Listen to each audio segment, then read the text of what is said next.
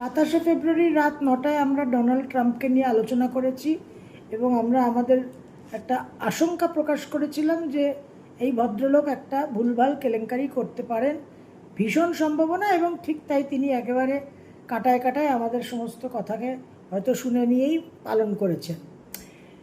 কারণ অঙ্গারক যোগ আছে, কালসর্প যোগ আছে, বক্রী বুধের জড়ত্ব যোগ আছে এবং ডোনাল্ড ট্রাম্পের নিজস্ব চার্টে মঙ্গলের বিপরীতে মঙ্গল মার্স অপোজিশন মার্সে ভয়ঙ্কর অ্যাক্টিভেশন হয়।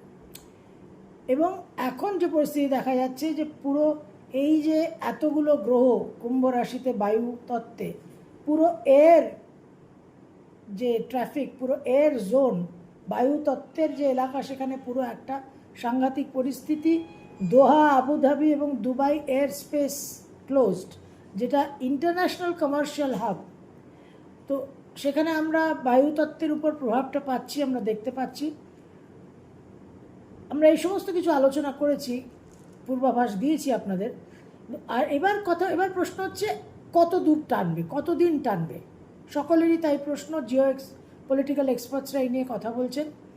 এখন বিষয় হচ্ছে যে ডোনাল্ড ট্রাম্প এটা মানতে পারছেন না, বুঝতে পারছেন না, বা হয়তো বুঝতে পারছেন বা মানতে পারছেন না যে ইরান ইজ নট ভেনেজুয়েলা।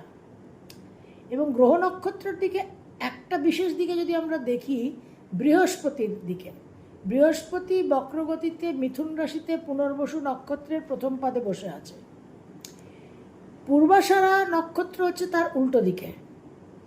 আমরা যদি অপোজিট নক্ষত্রকে দেখি, মেজারমেন্ট করি, তাহলে দেখা যাবে যে এই পূর্বাষাঢ়া নক্ষত্রের যে তৃতীয় পাদ, তার উল্টো দিকে হচ্ছে পুনর্বসুর প্রথম পাদ, আর পূর্বাষাঢ়ার চতুর্থ পাদের উল্টো দিকে হচ্ছে পুনর্বসুর দ্বিতীয় পাদ।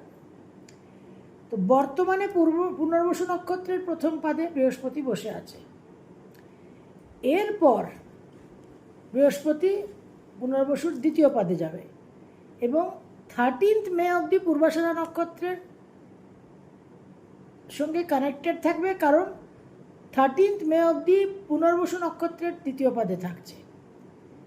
এতদিন কিন্তু যুদ্ধের যে একটা প্রভাবটা, একটা পরিস্থিতিটা, একটা মাহল যাকে বলে, একটা অ্যাটমসফিয়ার, সেটা কিন্তু কন্টিনিউ করবে। চট করে কিন্তু এই যুদ্ধ সমাপ্ত হওয়ার সম্ভাবনা নেই। এবং পূর্বাষাঢ়া নক্ষত্র যেহেতু যুদ্ধের নক্ষত্র এবং বক্রী বৃহস্পতি সেখানে বসে আছে, এরপর অবশ্য বৃহস্পতি মার্গী হলে কিছুটা আমরা রিলিফ আশা করতে পারি, কিন্তু 13 মে অবধি কিন্তু হাই রিস্ক একটা রেড অ্যালার্ট জোন চলছে।